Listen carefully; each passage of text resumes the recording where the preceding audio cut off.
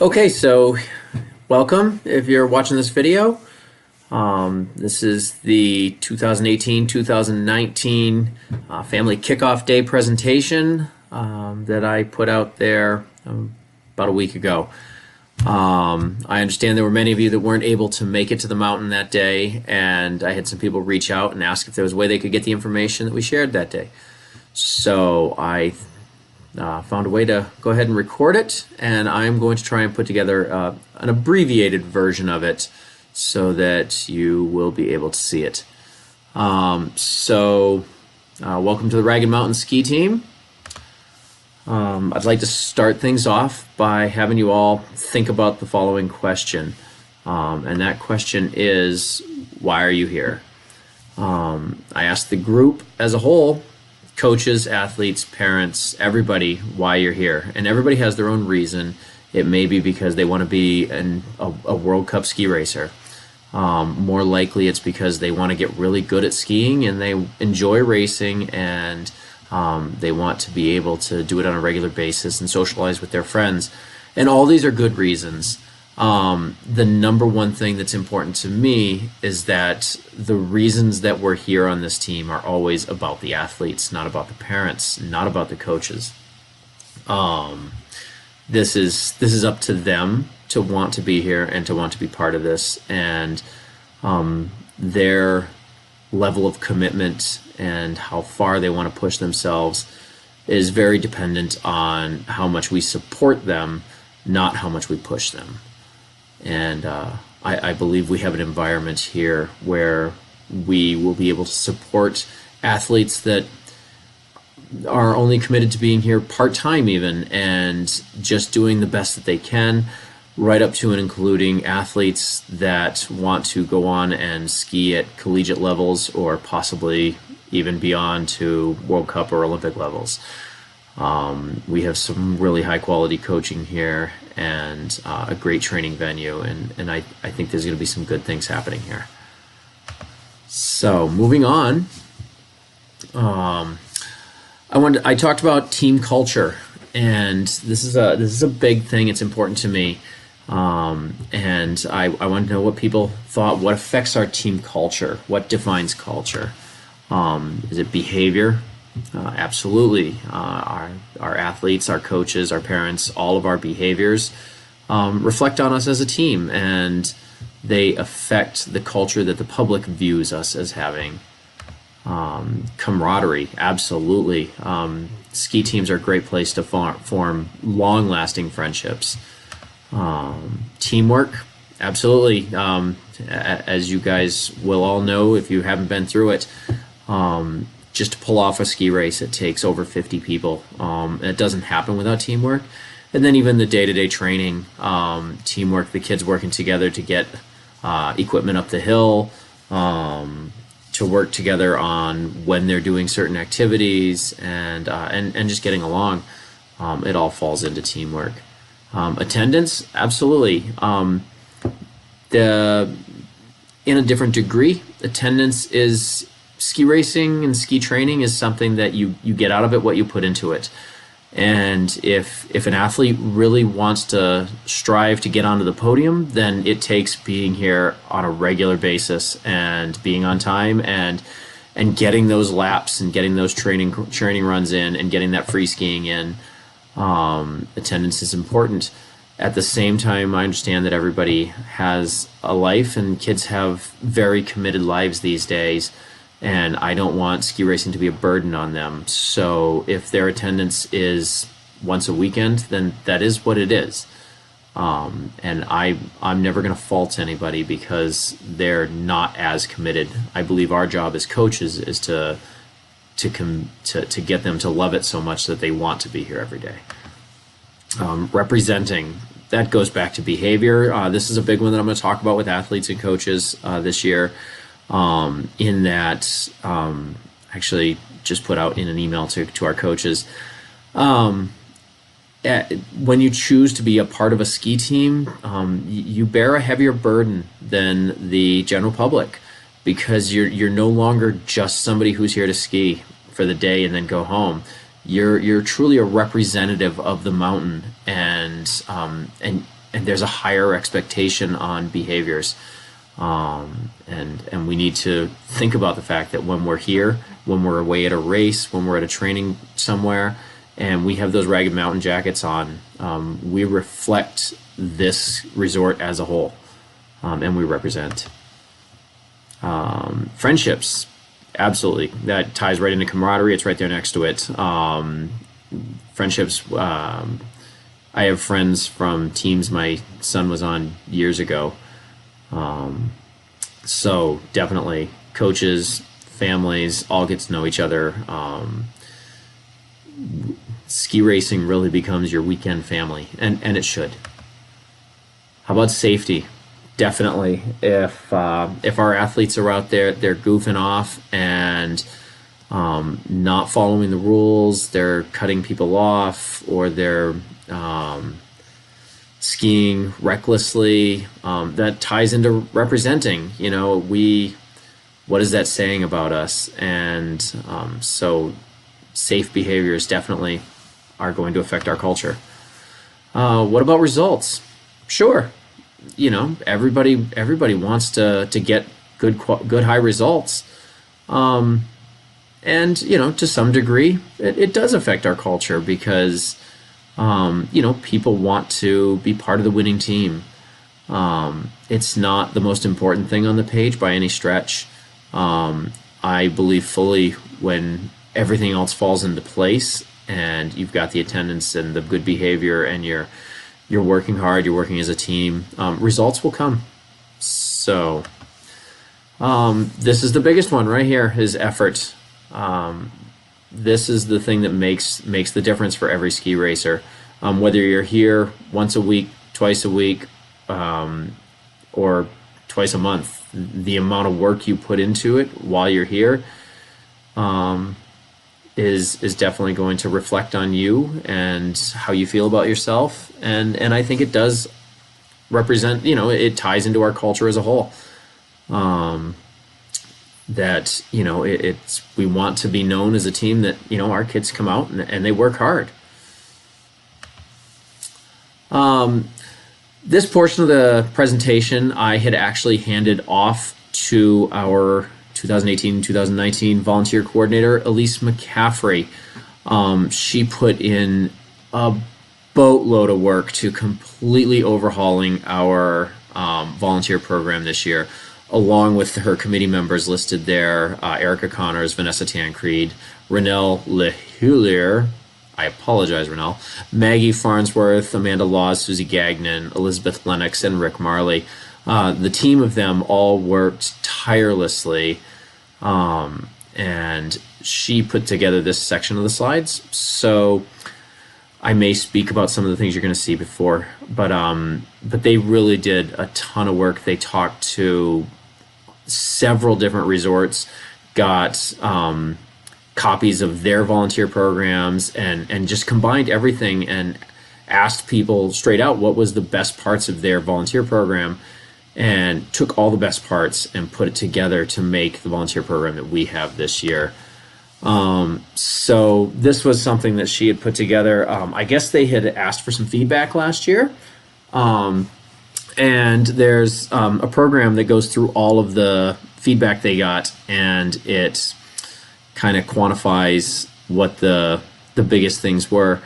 And you can see that, the bigger words were the things that came up more often in the feedback. You can see families was really important there. Development, commitment, points was a big one. And you'll see, if you haven't already, which you should have already, we have a points-based volunteer system this year.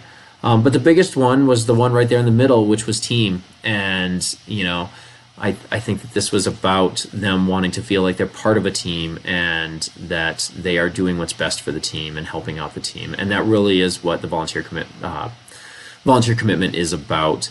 As I mentioned before, it takes 50 plus people to pull off a race. And without volunteers, no ski club could actually pull off races. So we do want you to think about it as you're not just supporting the club, you're supporting your athlete. On the days when your athletes are out there, even if you're not volunteering at that race, somebody is. And without those volunteers, the races wouldn't happen. So the approach they took was a solicited parent input and feedback via the online survey, which was represented in that prior slide. They made contact with former volunteer coordinators and solicited their input, asked for committee volunteers from existing parent population, which they got that list of people.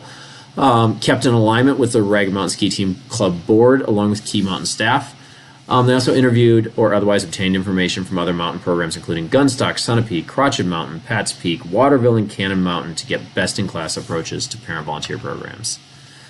And here's the highlights of the new program. Hopefully you've all seen it. If you haven't, it should be posted on the Ragged Mountain website. We've also emailed it out.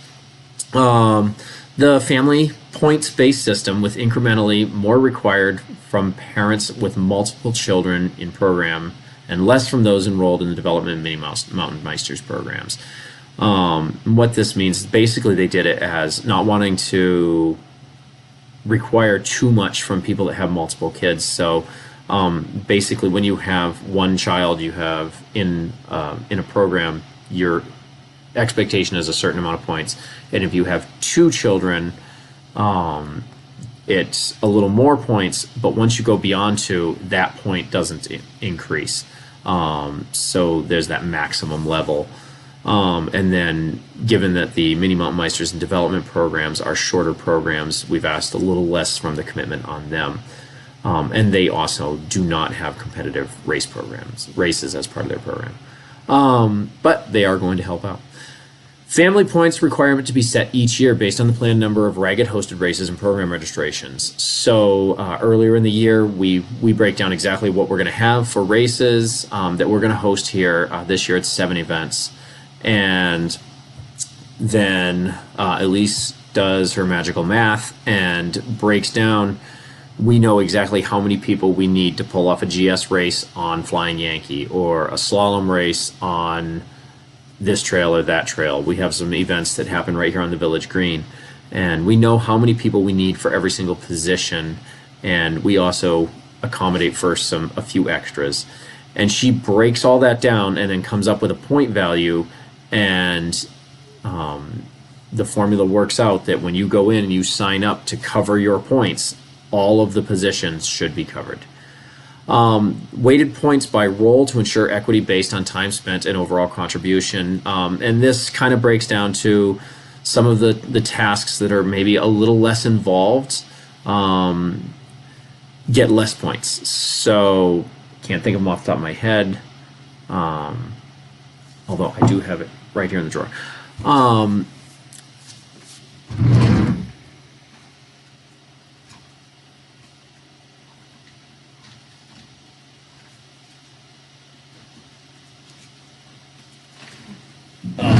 I think I moved it. But I know like the registration table, I believe, was like a half a point. And then if you go to the other end, things like being a gate judge is 1.5 points. Being a gate judge it's a little more work. You're out on the hill in the weather, having to stand there for a couple hours, and it's a lot of work. But it's work that needs to be done. Incentives for early all-season sign-up. And what this is this is a great thing. Registration, we have an online registration site that will open up on December 1st, and there will be the whole layout of all the positions that are available to be signed up for. And if you go in and sign up to cover all of your points within the first 2 weeks, not cover the points within the first 2 weeks, that can't even happen, but if you make your commitment by December 14th or 15th, she knew it, it'll be in the email. I think it's the 15th. You will receive a voucher for a free lift ticket that you can either use for yourself, use for another family member, or give it to somebody as a gift. It is transferable.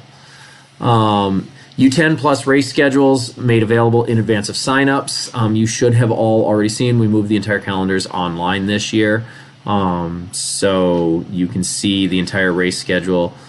And the reason that she did that, or they did that as a group, was they wanted you as a parent to be able to see, I have a U12 athlete that's going to be at a race at Gunstock on this date. I don't want to commit to volunteering at a race at Ragged on the same day. So that way you could work your schedule with volunteering around the schedule of being able to see your athletes do what it is they love doing.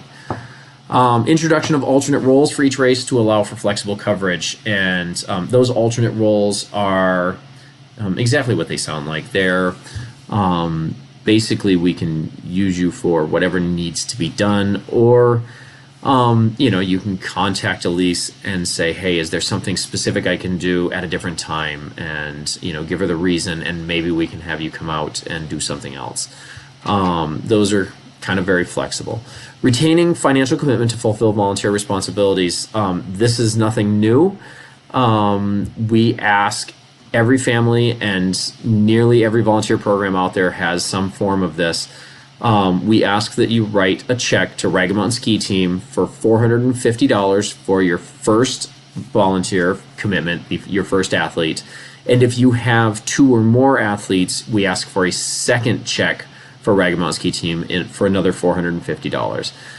And this is just meant to be a little bit of a commitment on your part to say, yep, I'm going to do my volunteering because I don't want to lose that $450 to $900. And, the other thing is, if it came down to all of a sudden we were faced with race day and there was not the ability to, if there were volunteers that were not here, the reality is we may have to pay somebody to come in at last minute to cover those roles, and part of this money would help to compensate for that. And the parent handbook with program details, which was already mailed out. We have a complete volunteer program handbook. If you didn't get that, let me know. Here's the family points requirement. So this is what I was talking about. This is for this year. So if you have a development team or Mini Mountain Meister as your oldest athlete, keep in mind your points commitment is based on the oldest athlete you have. So if you have one child in development or Mini Mountain Meisters, your commitment will be 2 points. If you have 2 children, they're both in that younger group, your commitment is 3 points. If you have a U10 through U19 athlete, your commitment is 4 points. If you have more than one, even if it's one U10 and one on development, it's based on your oldest, so you would have a 6-point commitment. And then knowing that our coaches and our board members are already going above and beyond, and already have incredibly difficult schedules, we decided that we still needed them to participate and volunteer, but we made their point commitment a little less. And then coaches that don't have any children in the program, they have no commitment at all. What you can expect next. Sign-ups by role for the entire season. On the 1st, it'll leverage the same online site as last year. An announcement will be sent to the email address on file that the window is to sign up is open, and I'll be sending that out through Ski Club Pro so everybody will get it. Leverage the handbook for information about roles, start times, and other requirements. And that is, you'll have the handbook by that point.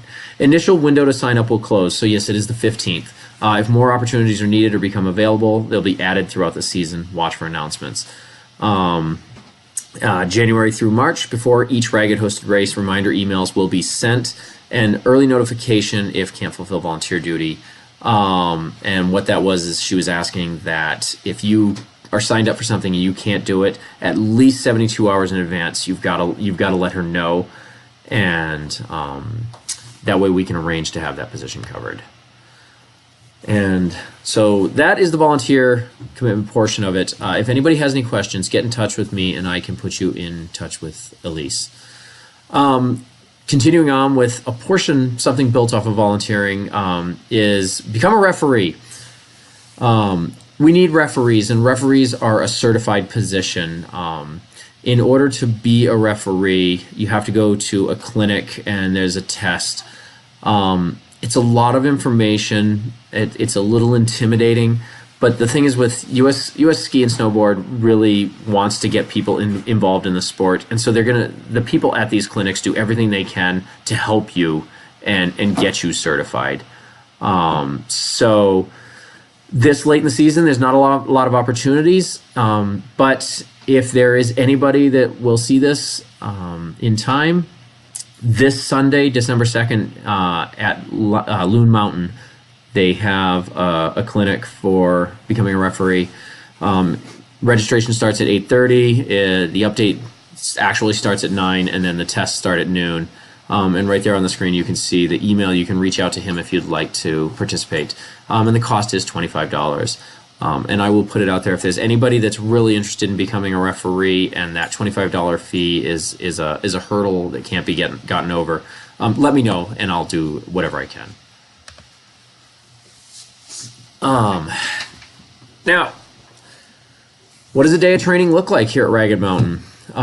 So, Mini Mountain Meisters and Development, you guys will begin January 5th and go through for 12 weeks, which will carry us through the end of the season. And your day starts at 9 a.m. and goes until 2 p.m. The U programs and Masters begin at 8:30 a.m. every Saturday and Sunday and go until 2 p.m. And just as a reminder, Mini Mountain Meisters and Development, you guys are also a Saturday-only program. So January 5th for the rest of the season on Saturdays. U programs and Masters, 8:30 to 2 o'clock. We will break for lunch sometime between 11:30 and 12:30. Excuse me. The idea is that we're going to try and break a little before noon, so that the athletes can get in and get food and not have to come in at the same time that the general public is typically coming in at around noon. We're going to have some gate training out there, depending on the age group. You know, the older age groups are going to be in the gates a little more often. The younger age groups will be in the gates much less often. We're going to have a lot of drills, and those are drills are when you're out on the groomed snow and you have a coach that says, I would like you to do this specific task. That is a drill, and those are all designed to build the fundamental skills that will help them in the race course. Guided free skiing. This is a big one for me. Guided free skiing is exactly what it sounds like. It's free skiing, but it's guided. So it is the coach saying, all right, we're going to go ski this section, and maybe even adding in a little bit of a drill, saying, let's go ski the woods, but maybe we're going to try it trying to make as many turns in a certain section as we can, or something like that. But guided free skiing can happen in the glades, in the park, the terrain park, on groomed trails, and definitely in the forest, not even on the marked trails. We will ski the forest. And tons of fun. You can expect to see tons of fun on any day of training here. Our calendars are online. Again, you should have all seen that by now. And we have multiple calendars so that people could look at the specific one that they want. And those are Ragged Mountain Ski Team events is things like the kickoff. They are team-wide events that apply to everybody. Development, Mini Mountain Meisters, their calendar right now, guys, it just has the start date. There aren't really competitive events for them, but we did create the calendar just in case we decide to add some sort of fun race or something like that. The U10s and then the U12/U14s, they follow the same calendar. U16s, U19s, and Masters all have calendars with their competitive schedule. And we're working with coaches to try and incorporate even adding in some of the activities that we'll be doing here, such as, you know, on January 5th, bring your slalom skis. We're going to do some gate training kind of thing. Try to put as much information there as we can. One of the things to think about with the calendar is Bob Sampson and myself worked really hard to try to align the calendars to eliminate as many conflicts as possible. It's really difficult for a parent who has a U14 athlete and a U10 athlete when they're going to two different places. So in cases where we could have multiple age groups at the same events, we tried to take advantage of that. And then where we had to have them in different places, we tried to put those events on differing days, just to try and make it as easy as possible for families. A couple of training notes. U16s, U19s, and Masters athletes will train together much of the time, especially when we have courses set. This allows for the most efficient use of our coaches and will also allow for a more diverse training group that can all learn from watching each other. Something to note is U16 and up, they all ski the same course. So from a training standpoint, it really does make sense to have them all utilizing the same space so that we're not setting courses all over the place that are the same thing. Midweek training at McIntyre is something that has come up, and it is in the works. There's nothing finalized yet. It's not been secured, as it says there. Negotiating possible terms on how it might look, and as soon as I know something, I will definitely let people know. I know this is something that happened in the past, and it's something some people have taken advantage of, and I do see the value in it, but I just need to work out all the details with McIntyre on what the reciprocal part of this would look like. So I will let you know. A note on helmets. So safe heads and sharp skis. All athletes have to wear helmets. Helmets must have hard ear flaps. So I don't have my helmet here anymore, but this part that covers your ears, it can't be soft. With the exception of approved slalom helmets for slalom events and training. If we are training free skiing or we are training GS gates, they must have hard-eared helmets on. If they are training in a slalom course or we are at a slalom event, they can wear a slalom-approved helmet. And those are race helmets that are soft-eared, but they're designed to have a chin guard. U14 and older athletes must use helmets that bear the FIS-approved label for GS and speed events. An example of that label is right there. That is the 2013 version. There's also, I believe, a 2015, 2018 version. Every few years they come out with a new sticker. They all look the same. That sticker has to be on the helmet. If we arrive at a race, and it is a GS race, and they don't have that sticker on it, the people at the start will turn them away. Please note that if we are at a slalom race, you can use any race helmet you want. So hard-eared helmets, they don't have to have the sticker.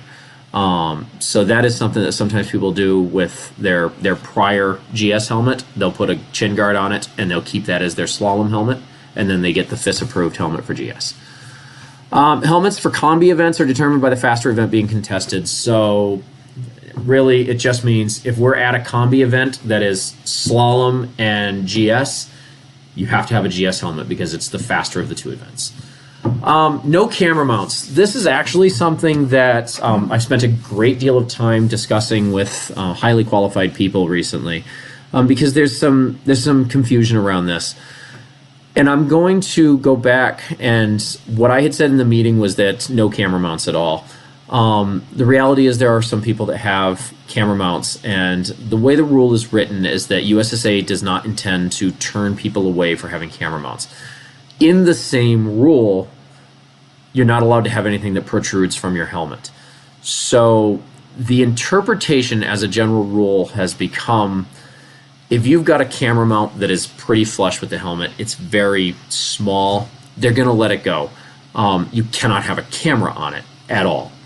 But if you have a camera mount that's a pole sticking off your helmet, they're going to say no. And similarly, stickers and bling are fine. You can put all the, Bodie Miller and Michaela Schifrin stickers on your helmet that you want, but they can't stick out. Bling, you want to bedazzle your helmet, have a good time.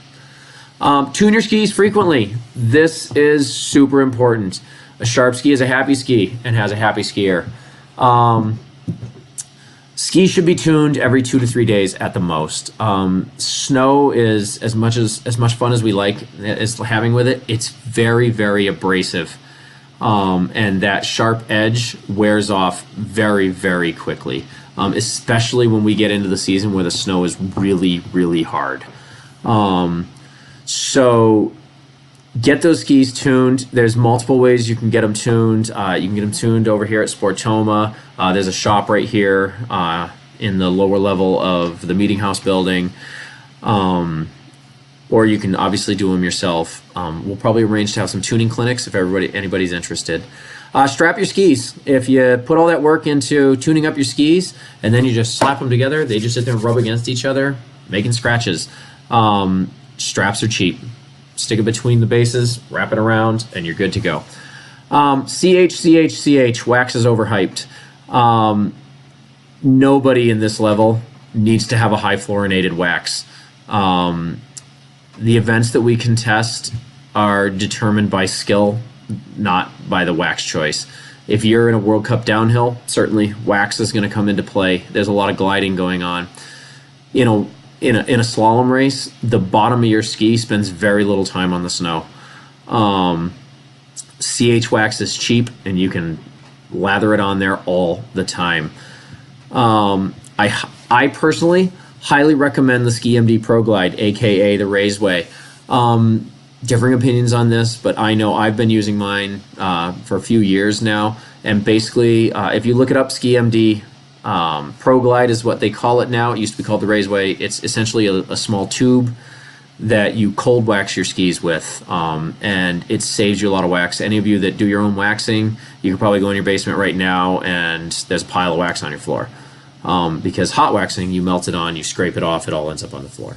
With cold waxing, you crayon the wax on, and then you use this tool that has a fabric wrapped around it, and it takes a little elbow grease, but you force the wax into the pores of the ski. It's worked really well for me, and it's fairly inexpensive. Sportoma will tune skis during the week, which is really great.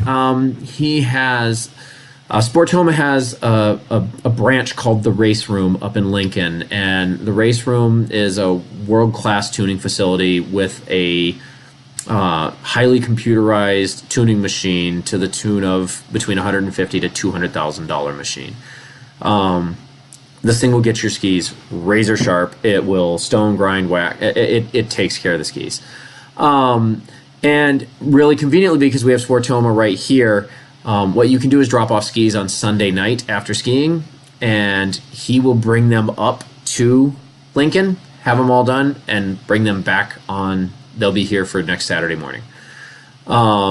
If we have midweek training or midweek races, make sure you're aware of that and make sure you're in touch with him about, can the skis be back in time?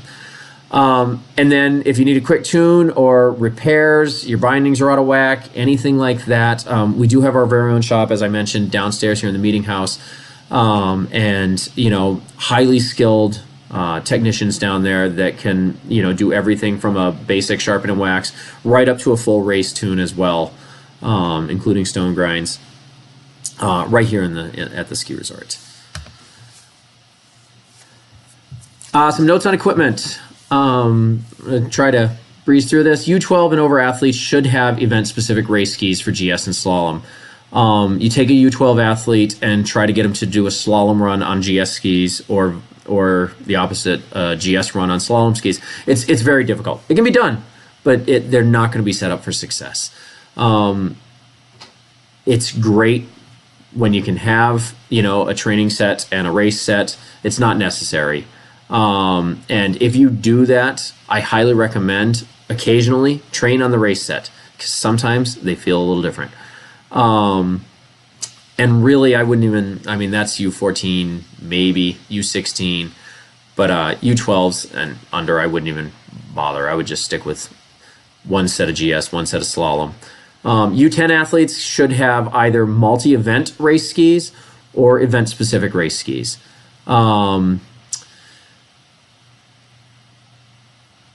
Sorta.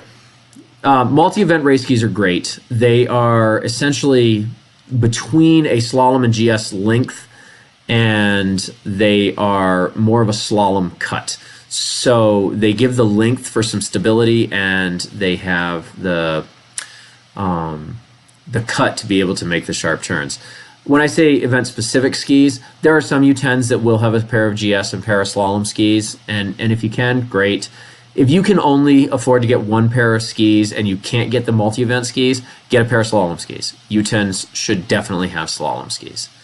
All athletes should have twin tips or all mountain skis as well. As I mentioned before, we're going to ski in the woods, and we're going to ski in the terrain park, and we're going to ski in the glades, and you don't want the race skis there. So separate slalom and GS poles are a good idea. U10s, not necessary.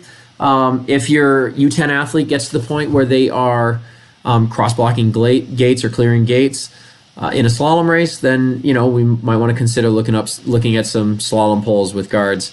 U12 and up, it's a good idea, because at that age we're teaching them to clear gates, and GS ski poles cannot have pole guards, and when you try and clear a gate with your knuckles, it hurts. So the pole guards are there to provide protection from clearing the gates.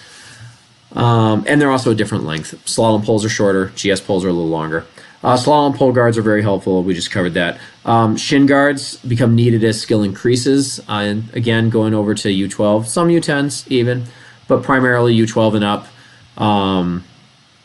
As they really get good and they're clearing that slalom gate, they will actually hit the slalom gate with their shin because they're getting the skis so close to the gate. And again, that can hurt. So they make plastic guards. And there's a lot of different places you can get those. Slalom chin guards could save a trip to the dentist. The chin guard, again, for those of you who may not have seen it, it just comes around here and attaches to the helmet. And what happens is when they get good and they clear a slalom gate, that the gate can hit the snow and it can actually bounce back up and hit them in the face.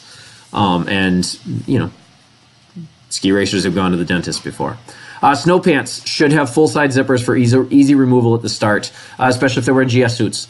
I guess if they don't have a GS suit on, don't really have to take the snow pants off, but it's a good idea. The snow pants, they have a zipper that goes all the way down the leg on both sides, and that way they can just take them off without taking their ski boots off. GS suits are not required, but most will have them. For the younger kids, search online. You can pick these up used. Dress in layers. It can be really brutally cold in the morning and then toasty in the afternoon, and we've got to be able to adjust on the fly. Mittens are warmer than gloves. Lastly, teach your kids to tune their own skis, especially by U14. They should be starting to tune their own skis, and at U16, you shouldn't have to touch them. Pole selection. The following can be used as a general rule of thumb. Flip the pole over, actually. This is my pole right here, if you can see it. I'm going to hold it right here. So what you would do is flip the pole upside down, stand next to it, and you are going to put your arm, this is a webcam so I'm not sure to see it, next to your side at a 90-degree angle, and below the basket, like this, with it on the ground, is your GS pole. Like this, if that was 90 degrees, that would be my slalom pole length. So slalom, GS. Boots. Boots should be crushable and properly sized. This means they should fit snug. Your athlete should be able to really flex the boot with their legs. And I mean really, really flex that boot. Keep in mind that when you typically try on boots, you're standing in your living room or at the ski shop and it's 70 degrees. Plastic's a lot more flexible. When they get out there on the hill, that boot that you thought they could really, really flex, it's a lot stiffer. Ask Bob or myself if you have any concern about your current boots, and we'd be happy to look at them and make an assessment. Equipment matrix, this is super quick. Those of you that it applies to, you're going to know. So mostly for U14, it doesn't even really come into play except for the radius. I can't think of many U14 athletes that would be on a GS or slalom ski, or a slalom ski shorter than 130 centimeters. But U14, the slalom skis have to be at least 130. GS skis have to have at least a 17-meter radius. There's no length requirement. And for Super G, it has to be the 17-meter ski as well. So they can actually use their GS skis for Super G if they wanted to.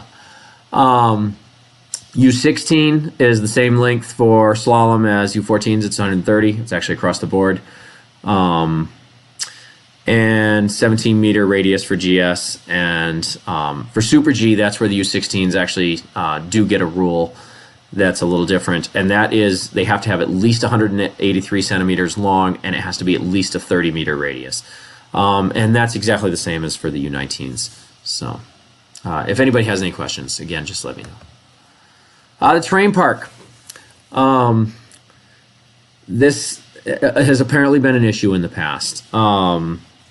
And I've had some very long conversations with our terrain park manager as well as our mountain ops manager, and I get it. I've been around enough ski racers to understand where those guys are coming from and what the problem has been. I'm also here to say that a terrain park is very important. It's hugely important to a race program. One, we want to make sure they're having fun, and that's a way to break up the day and go have a little fun. But two, if you've ever watched a Super G or a downhill event, ski racers actually do need to be comfortable in the air. And so we can use features in the terrain park to teach that. Sometimes it's a jump. Sometimes it's actually just the rolls that the landings are on and teaching kids to come over those at speed and slightly leave the ground for a distance. The key element that I don't know if it's been overlooked or what has happened, but we're going to try and address it with the team, and that is you have to follow the rules. Kids and parents alike are used to being on an open ski slope, and they get out there, and you can stand at the top of the slope, and you can look all the way down it, and you're allowed to ski from the top to the bottom without stopping. You have that right. A terrain park is really set up for the safety of the people that are in there, which may be a lot of the general public as well as us. And you can't just go bombing through a terrain park because you don't know what's going on the other side of that jump or that rail. And so in a terrain park, they have what they call stop and drop zones. And, I kind of use the example of on an open trail, let's say you went to an open trail that had a little narrow gate to get into the trail. Everybody knows they've got to wait their turn. You get in line and you kind of go through with the crowd. But once you're on the other side of that, you can just go. Well, a terrain park is similar, except that they have more of those little gates. They're called stop and drop zones. And what they are is basically multiple places where you need to wait in line. So we may have to wait in line and do an activity, and then we're either going to have to ski past everything else, or we're going to have to stop, and if we want to use another feature, we've got to wait with the group that's there and wait our turn. And that really does come down to safety, and that's a matter of the people there and us watching, okay, that person that just did the jump, yep, there he is, and there's somebody spotting, and yep, the jump's clear, and then we do it.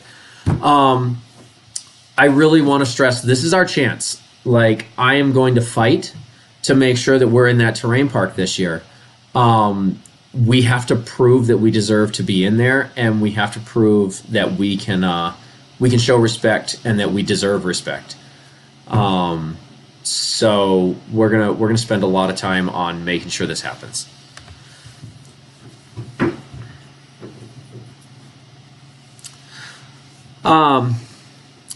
This part was, as you see down in the bottom, this is actually some quotes I took out of a February 12th, 2014 New York Times article.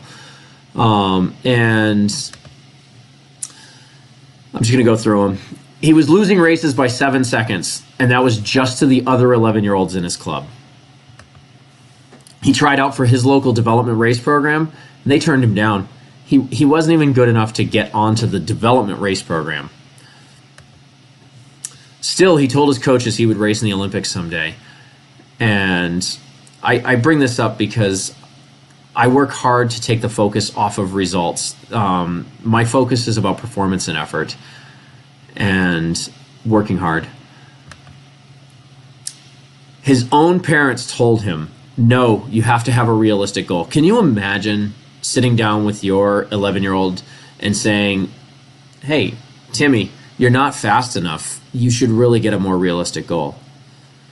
Please don't do that. Everyone knew who the race prodigies were. They knew who was going to make it big. It was not him. Apparently they were wrong. All of these quotes and this entire article that I referenced, if you don't recognize the guy standing there with the glass globe, which is the World Cup trophy, that's Ted Ligety. Highly decorated World Cup skier. Clearly the people were wrong. So to that end, don't ever give up on your kids. If they're enjoying this and they're having fun and they just want to try, even it doesn't matter. It doesn't matter how good they. I don't even like to use the word good, because good is a measurement of effort. It doesn't matter where they were on the podium or where they were on that piece of paper at the end of the day. What matters is that they gave 110%. What matters is that they enjoyed it so much that they can't wait to come back and do it again next weekend. What matters is that we, as coaches, and you as parents, are not riding them and pushing them to be superstars before they have to be. Because, as you can see, they've got time.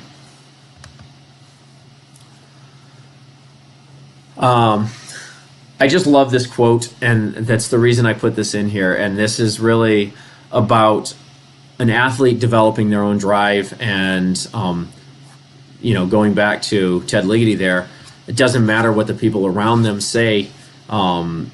If they've got the drive, they can get there. This quote, "I was born with the drive, I got that from no coaches," believe it or not, is actually taken from a song. And the song was written and performed by, Clint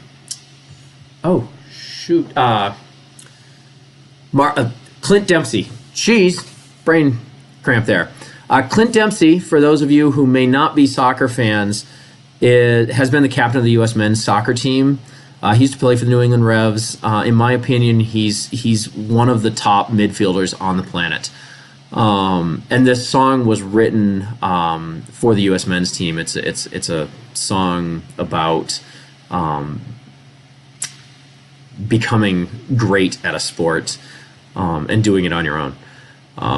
So this quote basically, if they have the drive, we can teach technique. Oh, I think it actually pops up here.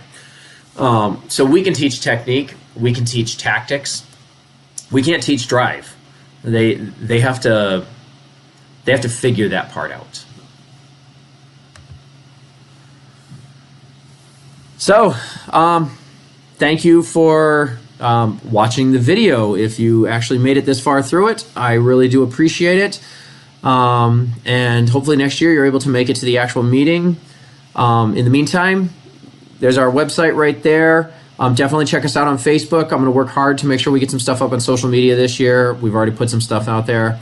And then my name is Russ Freeman. That's my direct line right here at my desk. And if you'd like to shoot me an email, it is race@raggedmountainresort.com. And without further ado, thank you very much. And I look forward to seeing you out on the snow.